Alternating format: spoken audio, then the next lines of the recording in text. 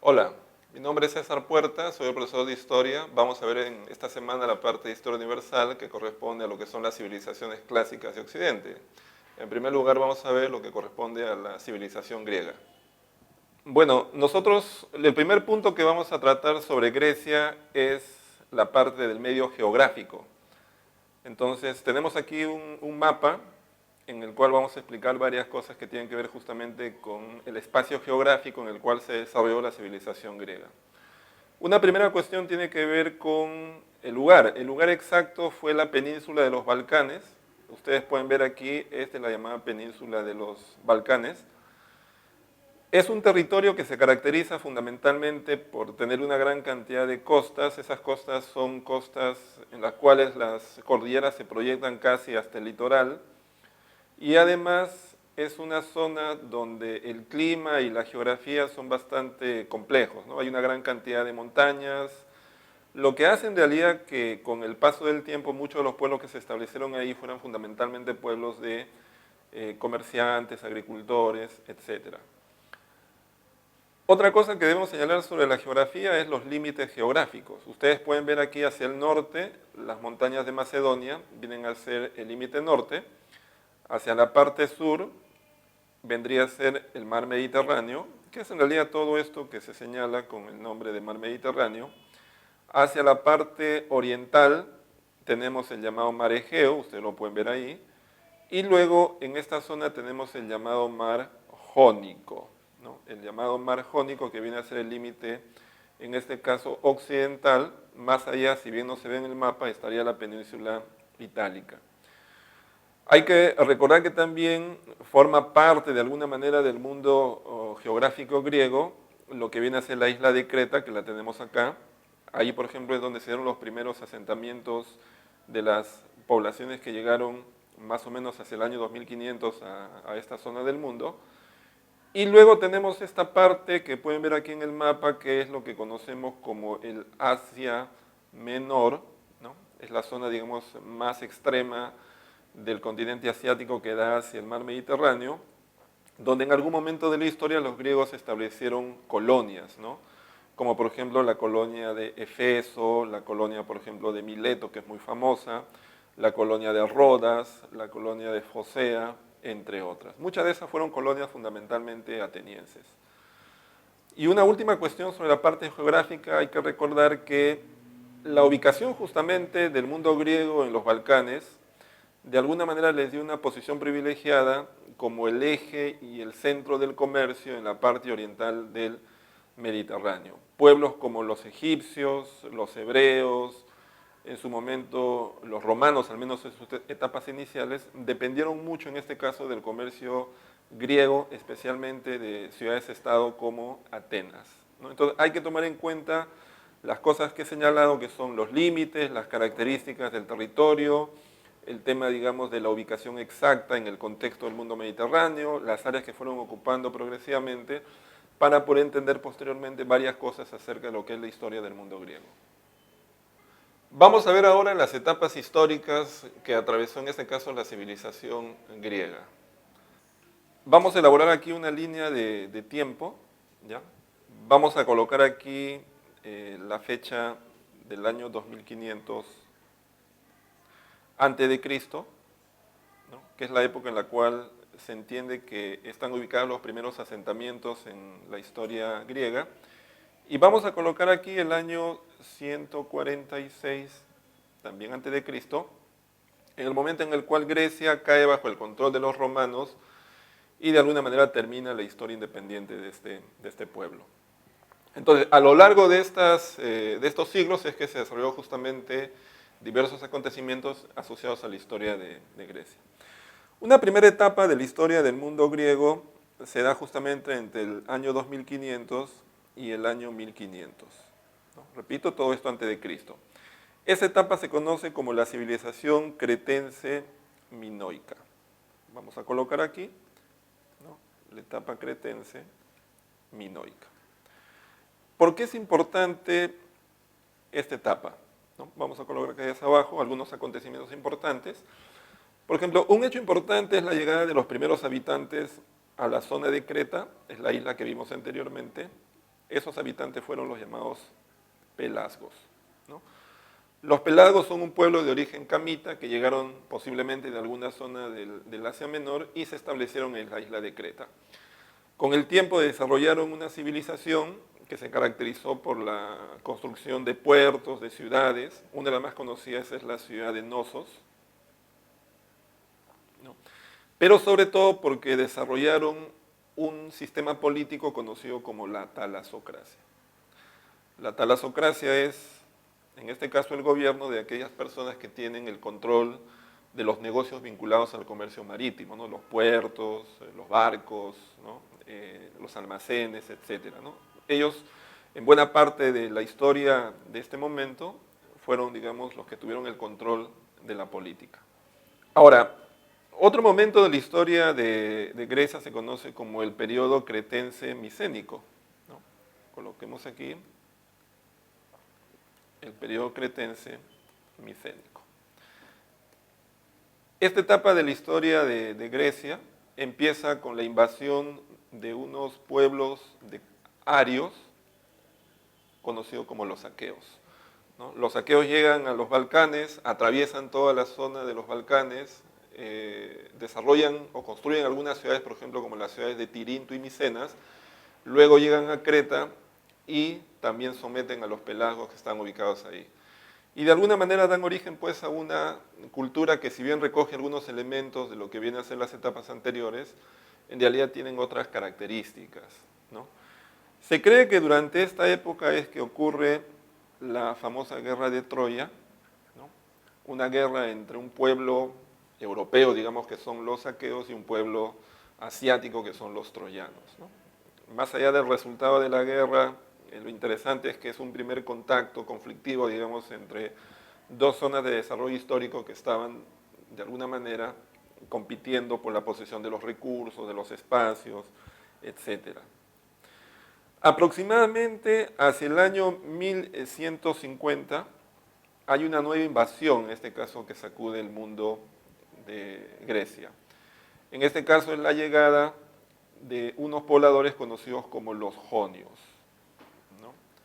Los jonios, junto con los llamados dorios, así como otros pueblos también de origen ario, llegan en este caso a los Balcanes y dan origen a lo que se conoce como el periodo oscuro, ¿no?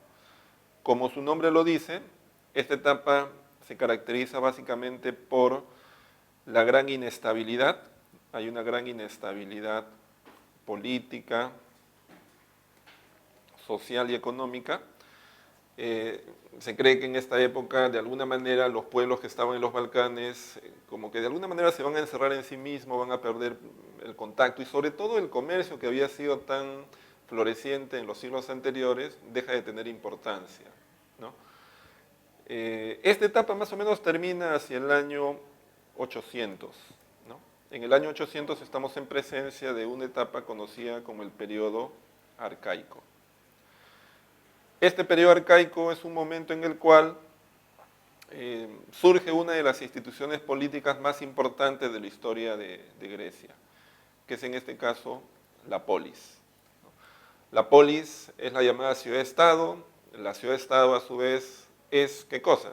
Es un tipo de emplazamiento urbano que tienen algunos edificios públicos, como son, por ejemplo, el ágora, que es el lugar en el cual se debate, los templos, ¿no? En honor, en este caso, a los dioses, y los espacios que están dedicados a la vivienda de las personas que viven permanentemente ahí, de todas las clases sociales. Pero una característica de la polis griega, o también llamada ciudad-estado, es su independencia política, ¿no? Entonces, polis, por ejemplo, como Esparta, Atenas, Tebas, no confundir con la Tebas en este caso egipcia, ¿no? Vienen a ser pues ciudades-estado independientes. Ahora, a pesar de eso, los griegos efectivamente se sienten parte de una cultura común, porque comparten elementos que todos los sienten como suyos, que en este caso son el idioma, la religión y, por otro lado, la participación en festividades en honor a sus dioses. La más conocida en este caso es las Olimpiadas. Otras, por ejemplo, son las palatenaicas en honor a la diosa Palas Atenea, o las pítmicas, ¿no? Que es, digamos, otra festividad importante. Entonces, en este periodo arcaico surge la polis, ¿no? o ciudad-estado como se le va a llamar más adelante. Se cree que en esta época también ocurren algunas de las primeras migraciones, ¿no? Migraciones de pueblos, en este caso griegos, hacia otras zonas del Mediterráneo, ¿no? Seguramente esto está asociado por un lado al mejoramiento de las condiciones, hay un aumento demográfico en Grecia, pero posiblemente también a los conflictos que existían entre las polis, ¿no? Hay que recordar que en realidad la guerra, que para nosotros en la actualidad, digamos, es una cosa más bien irracional, no es muy frecuente, vamos a decirlo así, en el mundo griego es una cosa mucho más cotidiana y es en realidad visto casi como un espacio en el cual las personas reafirman el honor, ¿no? Entonces hay una visión un poco como muy diferente respecto a la guerra a la que tenemos nosotros. Entonces, posiblemente esta combinación de crecimiento demográfico, conflicto permanente internamente, llevó a muchos grupos humanos a migrar. Y migraron sobre todo al Asia Menor, a las zonas que anteriormente explicamos. Y luego viene la etapa tal vez más conocida, la de la historia de Grecia. Es un periodo que va más o menos desde el año 500, algunos colocan la fecha más o menos el año 590, hasta el año 323, ¿no? Esta etapa es conocido como el periodo clásico, ¿no? El periodo clásico, como su nombre lo dice, es la etapa en la cual tal vez ocurren los hechos más identificados con la historia de Grecia. Una primera cuestión que ocurre en estos momentos, vean ustedes que es en realidad una etapa bastante corta en el tiempo, comparada, digamos, con las etapas anteriores, ¿no? Es que tanto Atenas y Esparta, dos polis importantes, se convierten justamente en la polis más de mayor protagonismo en el mundo griego, ¿no? Por cuestiones políticas, por cuestiones militares, son de alguna manera como el paradigma de lo que van a hacer las polis en ese momento. Un segundo hecho importante que ocurre en este momento son las llamadas guerras médicas. Las guerras médicas son los enfrentamientos que se van a dar entre los griegos y los persas, ¿no? Fundamentalmente durante la primera mitad del siglo V a.C., una guerra que se va a iniciar básicamente por la disputa de los recursos en la zona del Asia Menor, pero por otro lado también debido a la expansión de los persas hacia el Mediterráneo, ¿no? Y el deseo de algunas ciudades griegas de mantener el control de las rutas comerciales en esa región. Entonces, esta especie de colisión de intereses, ¿no?, de persas y algunas polis griegas va a originar un levantamiento de una colonia ateniense llamada Mileto, con el apoyo de los atenienses, que luego va a generar el intento de Persia de tomar venganza y decidir invadir los Balcanes. Así se va a iniciar las guerras médicas, unas guerras bastante largas, ¿no?, que terminan con la paz de Calias, ¿no?, y la consecuencia en realidad de las guerras es lo que más nos interesa, ¿no? Yo diría que hay dos consecuencias claves. Por un lado, el debilitamiento del imperio persa, ¿no? El imperio persa va a dejar de expandirse como lo había estado haciendo desde casi los 100 años anteriores. Y en segundo lugar, la consecuencia tal vez clave para la historia griega es que Atenas se va a convertir en la polis hegemónica política y económicamente en el mundo griego. Y eso va a permitir que Atenas desarrolle la cultura, el arte y dé origen a lo que se conoce como el siglo de Pericles, ¿no? El siglo de Pericles era en realidad un arconte, era un gobernante importante en el mundo ateniense, pero durante su gobierno es que el arte, la cultura, la filosofía, la economía, en este caso ateniense, va a sobresalir.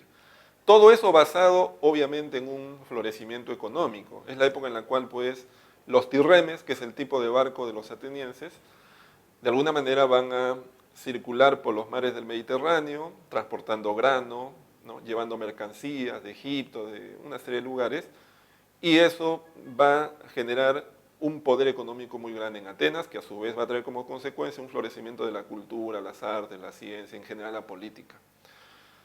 El problema, para decirlo así, es que eso genera también el resentimiento de Esparta, que de alguna manera había hecho el costo durante las guerras médicas, y va a generar lo que conocemos como las guerras del Peloponeso. La guerra del Peloponeso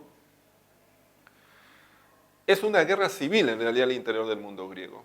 Es la guerra entre un conjunto de ciudades lideradas por Atenas, conocida como la Confederación de Delos, y un conjunto de ciudades lideradas por Esparta, conocida como la Confederación del Peloponeso. Es una guerra mucho más corta, a fines del siglo, en este caso, 5 a.C., termina con el triunfo de Esparta, y la consecuencia de esa guerra, por un lado, es que Esparta va a desmantelar la llamada democracia ateniense. Va a instalar un sistema aristocrático similar al que existía en la propia Esparta, y otra consecuencia va a ser que en general todas las polis, incluida la propia Esparta, se van a debilitar económica y políticamente. Y de alguna manera eso también va a marcar el inicio ya de la debacle, digamos, de estas polis que durante varios siglos habían estado en la cúspide de la política y la economía griega, ¿no? Una de las paradojas en realidad de esta guerra del Peloponeso es que los espartanos triunfan con el apoyo de los persas, ¿no? Sus enemigos décadas antes ahora se van a convertir no en aliados exactamente, pero sí en interesados en apoyarlos, ¿no? Entonces, esta es la época clásica. Tal vez para cerrar esta parte hay que señalar que el momento que más nosotros recordamos de Grecia, que es el siglo de Pericles, las guerras médicas, él es un momento pequeño en el conjunto de la historia de Grecia, ¿no? Estamos hablando en realidad de menos de un siglo para una civilización, como ustedes pueden ver en la línea de tiempo, que se desarrolló a lo largo de casi 2400 años. ¿Cuál es el último periodo de la historia de Grecia? Este periodo, que va desde el año 323 hasta el año 146, se conoce como el periodo helenístico.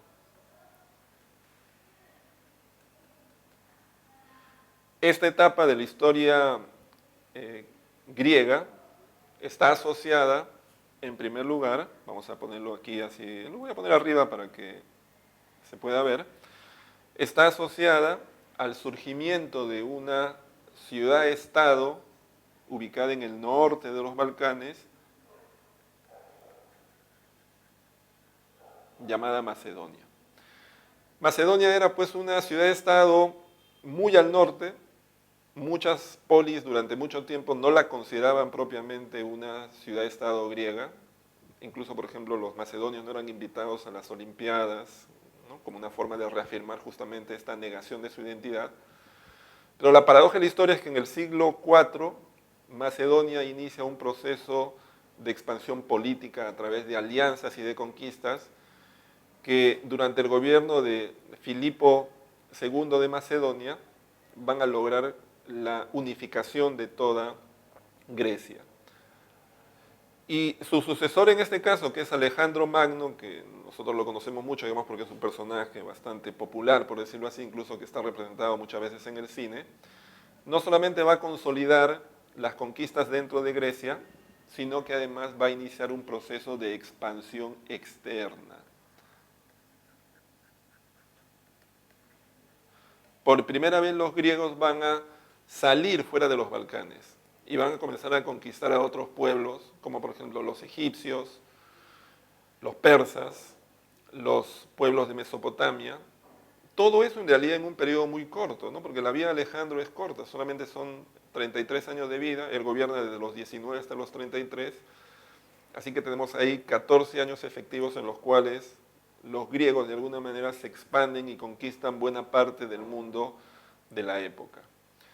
Ahora, más allá de esto, que es una cuestión política, la mayor consecuencia en realidad de esta expansión de los griegos es que de alguna manera la cultura y la civilización griega occidental y las culturas orientales, como el caso de la persa, la cultura por ejemplo egipcia, van a comenzar un proceso de intercambio, un proceso, digamos, que aspectos, por ejemplo, religiosos, artísticos, culturales, van a ir de un lugar hacia otro. Y de alguna manera van a comenzar a modelar parte de lo que va a ser la cultura de los pueblos en las etapas posteriores. Ese proceso se conoce como la helenización,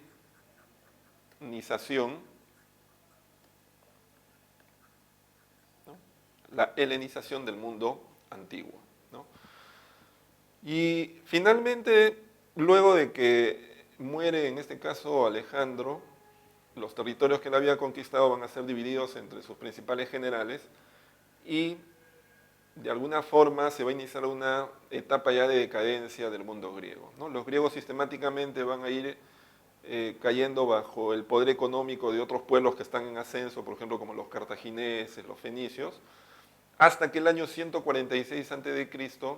los romanos llegan a los Balcanes, conquistan, ¿no?, en este caso a las polis que quedaban en esa región, y Grecia es convertida en una provincia del Imperio Romano.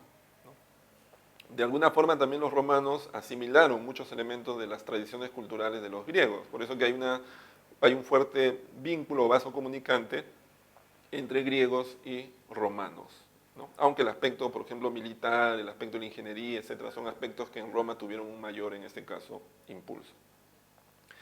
Esa es entonces la línea de tiempo que nos puede ayudar a entender justamente a la civilización griega. Vamos a ver ahora justamente algunos aspectos de la política y de la sociedad que corresponden tanto a Esparta como a Atenas, que son de alguna manera un poco como los paradigmas de las ciudades-estado en el mundo griego. Tenemos aquí un gráfico acerca de Esparta, ¿no? Esparta era una polis que estaba ubicada en la llamada península del Peloponeso. Era una polis que se había formado a partir de unos pueblos arios conocidos como los dorios, y fue una polis fundamentalmente asociada a una economía agrícola. Por si acaso, los que trabajaban no eran los espartanos, sino eran en realidad un pueblo que anteriormente estuvo ubicado ahí, al cual los espartanos habían sometido, y eran los que proporcionaban la mano de obra de la agricultura, en este caso de Esparta. Esparta también es muy importante, o en realidad tuvo importancia, porque en Esparta se encontraban las minas de hierro más importantes de toda la zona de los Balcanes. Y eso en realidad también explica en parte por qué la fabricación de armas fue algo que permitió justamente a Esparta tener un gran poder militar a lo largo de mucho tiempo. Ahora, socialmente, veamos, ¿no? Acá tenemos, por ejemplo, la parte social. Socialmente, ¿cómo se organizaba en este caso Esparta? Esparta estaba organizado en tres grupos sociales. Estaban aquí los homoi. Los homoi en este caso eran los ciudadanos de origen dorio, los hombres libres, aquellos que eran educados justamente para el tema de la guerra. La guerra, como decía anteriormente, era una práctica no vista como hoy día, digamos, como algo pues irracional, ¿no? Era en realidad parte un poco de la vida normal de una persona e incluso una manera digna de vivir, por decirlo de alguna manera. Estaban también los periecos, que eran extranjeros que radicaban en Esparta y que se dedicaban a aquellas actividades que los homoi no realizaban, especialmente las actividades manuales, como la artesanía, incluso actividades que tienen que ver con el comercio. Hay que recordar que en general en el mundo griego las actividades manuales eran vistas como algo de grupos inferiores, ¿no? El hombre libre, el hombre digno, el hombre de honor fundamentalmente peleaba, debatía y pensaba. Esas eran sus tres actividades, pero tareas como por ejemplo, vamos a ponerlo así para que se entienda, ¿no? Por ejemplo, elaborar una cerámica que la hacía un alfarero, por más virtuoso que pueda hacer ese trabajo, era visto como un trabajo denigrante, ¿no? Pero también ahí hay una concepción diferente acerca del trabajo por parte de los griegos respecto a lo que nosotros, digamos, hoy día entendemos. Y luego estaban los ilotas. Los ilotas eran esclavos, algunos eran prisioneros de guerra, otros eran los grupos originarios de la zona del Peloponeso que los justamente dorios encontraron, pero que estaban sometidos a una situación pues de dominio permanente y además tenían que trabajar en actividades muy duras como era el cultivo de los campos de trigo y por otro lado en las minas de hierro. En el caso de Esparta, los ilotas eran propiedad del Estado, no había en realidad esclavos privados, eran propiedad del Estado espartano. En términos políticos, ¿cómo se organizaba Esparta? ¿No? Licurgo, por ejemplo, es un personaje del siglo VI que de alguna manera planteó las legislaciones más importantes respecto a la organización política. Políticamente Esparta estaba formada por una diarquía, ¿no? Esto son dos reyes, ¿no?, que además se alternaban en el mando de lo que era el ejército. Luego estaban las asambleas, tenemos ahí la Gerucia, que era una asamblea que se encargaba del debate y la elaboración de las leyes más importantes, y la Pela, que era la asamblea de los ciudadanos, mucho más amplia, que era como un mecanismo de control respecto a la Gerucia. Y luego estaban los éforos, que eran magistrados, cuya principal función era en realidad ser un contrapeso al poder de los reyes. Es más, cuando el gobierno de los reyes llegaba a su fin, estos eran sometidos a una especie de evaluación de su periodo de gobierno por parte justamente de los éforos. Ahora, para cerrar el tema de Esparta, es importante aquí una idea, que es la siguiente. Ustedes pueden ver que las instituciones políticas de Esparta están divididas, ¿no? O sea, hay una diarquía, hay asambleas y hay éforos. Hay en realidad como 3 poderes. Pero todos esos poderes estaban integrados por personas que venían de la aristocracia, en este caso espartana. No existía lo que hoy día nosotros llamaríamos el voto para las elecciones de los grupos más amplios. En ese sentido, en realidad, la política espartana era una política aristocrática, en manos de muy pocas personas. Al interior de ese pequeño grupo es cierto que existían ciertos mecanismos de control, como hemos explicado.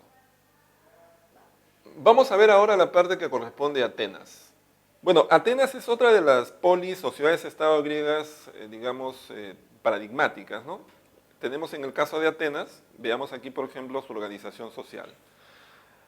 Recordemos, al igual que Esparta, que Atenas era una polis que estaba ubicada en otra península de la zona de los Balcanes, conocida como la península del Ática. En el caso de Atenas, Atenas tenía muy cerca a la propia ciudad un puerto llamado el puerto del Pireo, ¿no? Más o menos algo así como Lima y el Callao, digamos.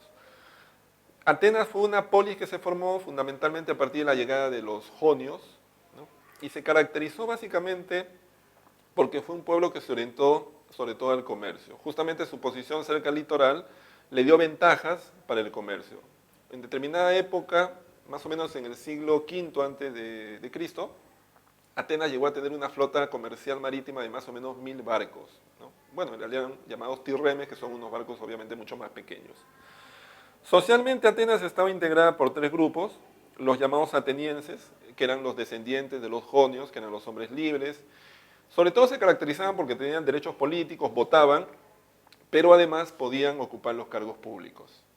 Estaban también los metecos, que eran extranjeros, pero que no tenían derecho ni ciudadanía, pero eran hombres libres, que realizaban diversas actividades, podían tener incluso propiedades. Y luego estaban los esclavos, ¿no? Que era similar a la condición de los hilotas en Esparta, pero con una diferencia. En el caso de Atenas había esclavos que eran propiedad del Estado y había esclavos que eran propiedad de particulares. En el plano de la política, la democracia ateniense es el resultado de una larga evolución a lo largo del tiempo, ¿no? Es decir, en realidad Atenas, desde sus orígenes, más o menos en el siglo IX, VIII antes de Cristo, tiene diversos sistemas políticos. Incluso en determinado momento se establece una tiranía, que es un gobierno ilegítimo, un gobierno de una sola persona, pero al final evoluciona de una forma que no se había experimentado nunca antes, que en este caso es el gobierno de los elegidos por el voto del pueblo, que es en este caso lo que conocemos como la democracia, ¿no? La democracia, en este caso ateniense, tenía en primer lugar la presencia de los arcontes, que eran ministros que se encargaban de algunos sectores del gobierno, un arconte, por ejemplo, de la economía, un arconte de la política. Estaban las asambleas, ¿no? 2, la bule y la eclesia. La bule era algo así como un senado, ¿no? Una asamblea que se encargaba de la preparación de las leyes. Y la eclesia era la que refrendaba, en este caso, las leyes de la bule, y además también se encargaba, por ejemplo, de representar a los sectores más amplios de la sociedad. Y luego estaba el aerópago y el tribunal de Eliastas, que eran juzgados, ¿no? El tribunal de Eliastas era un tribunal que se encargaba, por ejemplo, de juzgar conflictos de carácter penal y civil de todos los ciudadanos, mientras que el aerópago se encargaba más bien de juzgar a los grupos, digamos, más poderosos de la propia sociedad. ateniense. Esa era la estructura tanto social y política de Atenas, ¿no? Recordar que justamente la democracia ateniense llegó a su fin cuando pierden la guerra del Peloponeso y los espartanos desmantelan estas instituciones y establecen un gobierno muy similar a la que los propios espartanos tenían en su ciudad-estado. Para finalizar el tema de Grecia es bueno señalar dos cosas. Primero, lo voy a poner por aquí, el tema de los aportes, vamos a ponerlo así, de la civilización griega, ¿no? Y esos aportes fundamentalmente se dan en tres campos. El primero de ellos, que es el último que hemos visto, es el tema de la democracia. La democracia griega fue el referente que serviría muchos siglos después, especialmente en la Italia del Renacimiento y posteriormente a partir del siglo XVIII en Europa, como modelo político a seguir, ¿no? Y hoy día en el siglo XXI es el sistema político, digamos, que ordena la mayoría de los países en el mundo. El otro aporte es la ciencia. La ciencia en este caso la inventaron los griegos, entendida esta como una forma de tratar de comprender y explicar el mundo y la sociedad a partir de la razón, ¿no? Esa es una forma de conocimiento que le inventaron los griegos, ¿no? Y es más, dieron origen a algunos campos específicos, como la historia, por ejemplo, un historiador muy importante es Heródoto, como la geografía, ¿no? Tenemos ahí, por ejemplo, a Ptolomeo y otras ciencias. Y otro gran aporte de los griegos fue la llamada filosofía, ¿no? La filosofía, pues, es otra forma de reflexión y de pensamiento, pero en este caso, ¿a partir de qué? A partir de cuestiones estéticas, morales, éticas, entre otras. También es un invento de los griegos, ¿no? Filósofos claves son, por ejemplo, Heráclito, Demócrito, Platón, Sócrates, Aristóteles. Y otro aspecto de Grecia para culminar justamente es el tema de la religión, ¿no? La religión griega tiene sus propias características. En primer lugar es una religión politeísta, una gran cantidad de dioses, Eras, Ares, Zeus, ¿no? Entre otros. En segundo lugar es una religión también antropomorfa, es decir, los dioses tienen forma humana, no solamente físicamente hablando, sino que los dioses griegos también tienen psicología humana, mienten, engañan, matan, roban, etcétera, que es en realidad el comportamiento humano en algún sentido. Y la religión griega, aparte de los dioses, tiene otros personajes. Están, por ejemplo, los semidioses, que son en este caso nacimientos de seres, vamos a decir, producto de una relación prohibida entre dioses y humanos. El más conocido en este caso, o los más conocidos son los héroes, pues, que intervienen en la llamada guerra de Troya, ¿no? Aquiles, ¿no? Aquiles, por ejemplo, cuyo único punto débil, a pesar, digamos, de que era una persona que tenía un gran poder, es justamente su talón. Es la única parte humana que él tiene. Pero también están las pitonisas, que son aquellas mujeres que pueden predecir el futuro. Están las musas, que son las mujeres que inspiran a los artistas, ¿no? Y están, digamos, una serie de otros personajes periféricos, ¿no? Pero la religión en sentido griego es muy compleja, ¿no? Y sobre todo va a ser la base sobre la cual después se va a desarrollar la llamada religión